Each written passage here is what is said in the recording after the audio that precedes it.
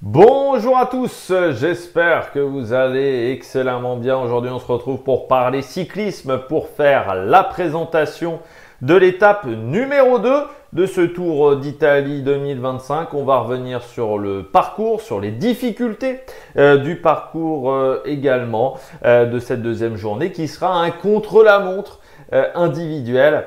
Donc on verra un petit peu ce que ça peut et ce qui peut se passer sur cette deuxième étape. Est-ce qu'on aura déjà des écarts du côté du classement général? Est-ce que certains coureurs perdront pas mal de temps? Ça sera la grosse interrogation de cette journée.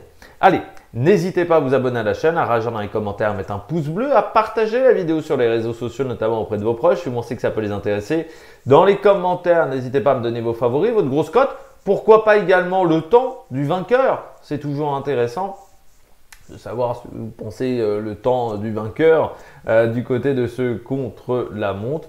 Quand vous vous abonnez à la chaîne, vous pouvez rajouter la petite cloche, comme ça vous êtes au courant des dernières vidéos qui sortent sur la chaîne. Et puis si vous avez les moyens et que vous voulez soutenir mon travail, vous pouvez faire un super thanks.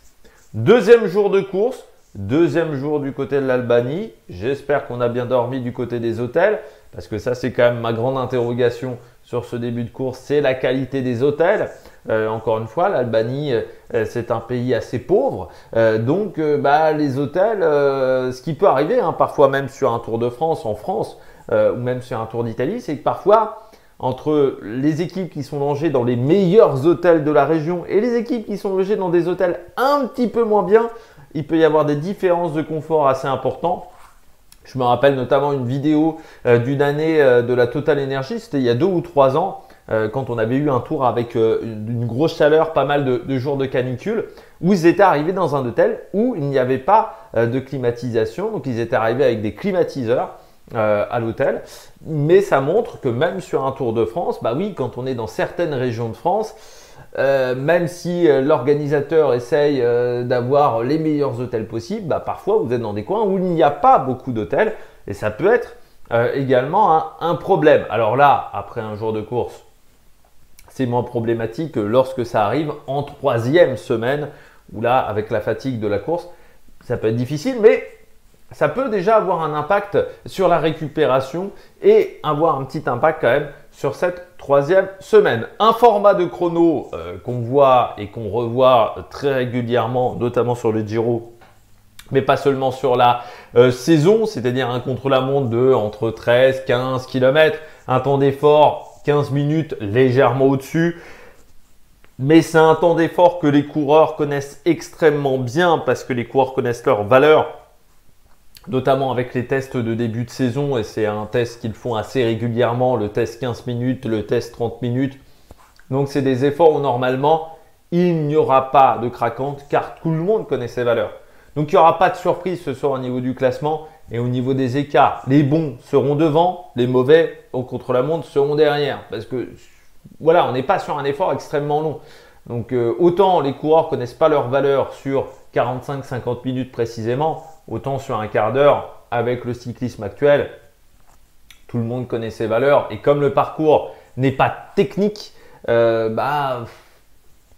En gros, c'est on bourrine sur les pédales et puis voilà, il n'y aura pas de surprise parce que le parcours est très technique et il y a des virages un peu difficiles où on peut perdre du temps. Là, il n'y en a pas vraiment du côté du parcours. Du côté de Tirana, contrairement à la veille, on avait quelques portions un petit peu étroites. Là, on est sur des très très grandes artères, mais on aura quelques surprises au niveau de la qualité de goudron dans certains endroits. Et puis la bosse qui va un peu casser le rythme, mais très clairement, elle ne mettra pas en difficulté la majorité du coureur. Ça va un peu casser les jambes, ça va un peu vous obliger à gérer votre braquet, mais ce n'est pas non plus la bosse la plus infernale de l'histoire. Dénivelé positif, 115 mètres, c'est considéré comme l'étape la plus simple du côté du parcours.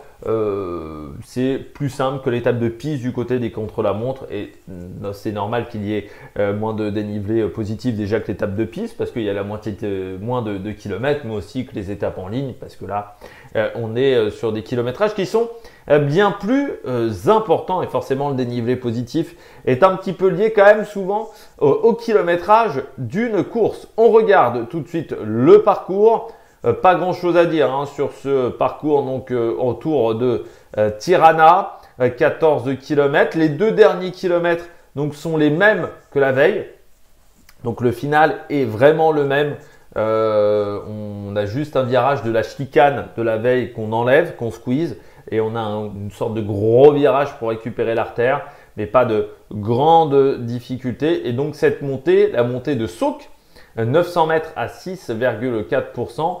Sauque, on est déjà passé la veille du côté du kilomètre Red Bull, 1,5 km à 4,9%. Mais je crois que du côté de Sauque, la veille, ça sera plat. Et là, aujourd'hui, ça sera en montée. On regarde un petit peu le parcours. Pas grand chose à dire hein, sur les difficultés techniques. Il faudra juste faire attention entre le kilomètre 4 et le kilomètre 5,5, 6 parce qu'on aura des gros nids de poules à certains endroits de la route. Mais quand je dis des nids de poules, c'est vraiment des gros nids de poules.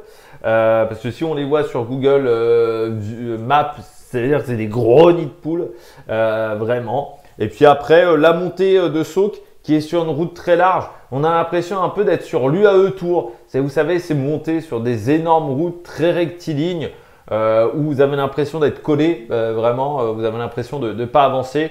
Et puis la descente de cette montée, descente rapide mais qui n'est pas technique. Il faudra juste faire attention encore une fois à la qualité du revêtement qui parfois peut être un petit peu changeant, un petit peu sale, un petit peu plus usé dans certaines portions, mais c'est vraiment pas catastrophique de ce côté-là. Et donc le final, les 2 derniers kilomètres qui sont extrêmement similaires. La montée de Sauque, hein, hop, je l'ai ici. Voilà, donc 900 mètres à 6,4%. Vous voyez, c'est vraiment sur une portion que ça va être extrêmement pontu. On aura pendant 300 mètres du 15%. Sinon, après, ça sera beaucoup plus simple. Et du côté du temps de montée, on est à 2 minutes 23 du côté d'un certain Bevis Fuchs. Et j'ai pas de temps. Je vais remettre à jour, mais je n'ai pas de temps de coureur du peloton.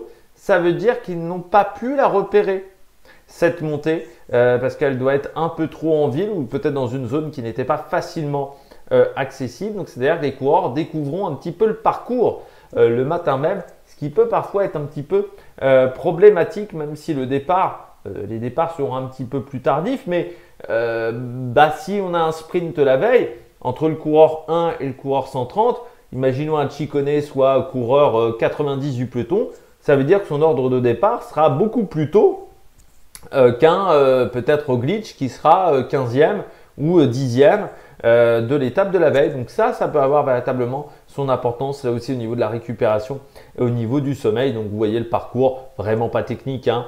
On ira, voilà, on part comme ça, hop, hop, hop, un demi-tour ici et sur des grosses artères. On repart ici, un petit peu de passage dans ce parc, la montée de Sauque, on revient ensuite par une descente, donc comme je disais, très rectiligne rapide. Et puis là, ici, on réattaque le parcours de la veille dans ce virage-là pour arriver du côté de Tirana avec le même virage à 500 mètres et toujours 8 mètres de large du côté du parcours. La météo, des conditions idéales, plus de 20 degrés, hein, 22-23 degrés avec un beau soleil. Donc là, pas de souci, très peu de vent normalement, donc des conditions qui ne devraient pas être changeantes pour cette étape pour le moment. On regarde un petit peu l'histoire du côté de l'Albanie et on va parler d'un coureur parce que j'ai pas grand chose à dire encore une fois sur l'Albanie. On va parler de Egert Zoupa. Egert Zoupa, c'est le coureur albanais le plus connu car professionnel. Egert Zoupa, entre 2015 et 2019, ça a même été le premier coureur albanais à faire le Tour d'Italie. C'était en 2015. Bon, parmi ces résultats majeurs, bien entendu, des titres de champion d'Albanie sur route et du contre-la-montre, on notera également une victoire sur le classement général du Tour d'Albanie en 2013, mais une seule victoire. Et sinon, eh bien, ces résultats majeurs, c'était en 2014 sur des courses amateurs ou des courses 2.2 en Italie, notamment la Città di San Dona ou la Coppa Caduti di Reda, où il a obtenu ses meilleurs résultats. Meilleur classement UCI, c'était en 2016 avec une 130e place. Pas grand chose à dire, à part qu'il a pris sa retraite extrêmement jeune. Lui qui était passé dans l'équipe Vidier Triestina. Il a quitté le peloton en 2019 et on nous a dit, à 29 ans, pour débuter une carrière dans le rap. Et il a fait également 9e de Paris-Roubaix Espoir, voilà, chez les jeunes en 2009. Voilà, parmi ses résultats majeurs à Gert Zoupa. J'ai pas grand chose d'autre à dire. 2e d'une étape du Tour de Langawi en 2018. 23e de Gand Wevelgem en 2015. Voilà. Et 2e d'une étape du Tour de Bretagne en 2017. Du côté de Gert Zoupa. On regarde tout de suite la stratégie. Partir fort, finir encore plus fort. C'est un spécialiste qui va s'imposer, enfin un coureur qui aime bien le contre-la-montre. Voilà.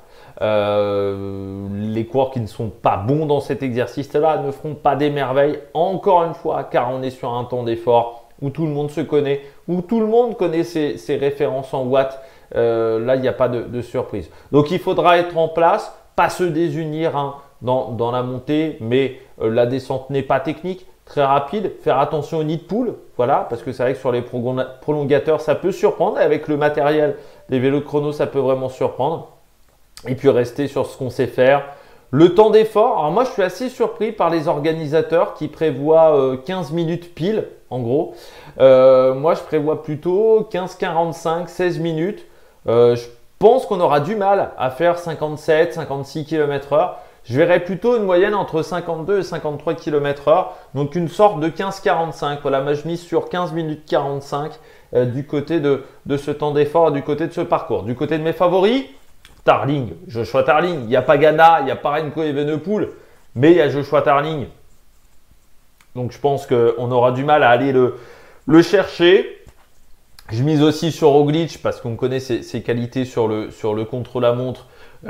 Voilà, on connaît les qualités du bonhomme, donc je pense que Roglic ne devrait pas avoir de soucis là-dessus. Ayuso, là aussi on connaît les qualités sur le contre-la-montre et sur un temps d'effort comme ça assez court, ses qualités assez punchy peuvent vraiment être très intéressantes. Et puis je mets McNulty, souvenez-vous de la Vuelta l'an dernier, sur un effort à peu près similaire en termes de temps, on était sur entre 10-15 minutes. Il avait été très bon McNulty, alors certes il y avait du vent, il y avait eu une petite affaire de vent qui avait joué, mais il avait été très très bon. Donc McNulty, je mets une petite pièce sur lui. Les grosses cotes, Van Aert, mais on l'a très peu vu faire du contre-la-montre Van Aert, à part, je crois que c'était du côté du Tour de l'Algarve et c'était un contre-la-montre assez particulier. Et puis Ethan Etter, voilà, voir ce que ça peut donner, même si la dernière fois je l'ai vu sur le chrono, je me souviens que ce n'était pas exceptionnel. Du côté du programme télé, toujours sur Eurosport et sur Max, le premier départ à 13h55,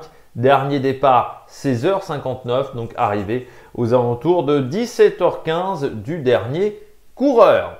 Eh bien, j'espère que vous avez aimé cette vidéo. N'hésitez pas à vous abonner à la chaîne, à réagir dans les commentaires, à mettre un pouce bleu. Et puis nous, on se retrouve pour de nouvelles aventures sur Amérique Production. Ciao, ciao!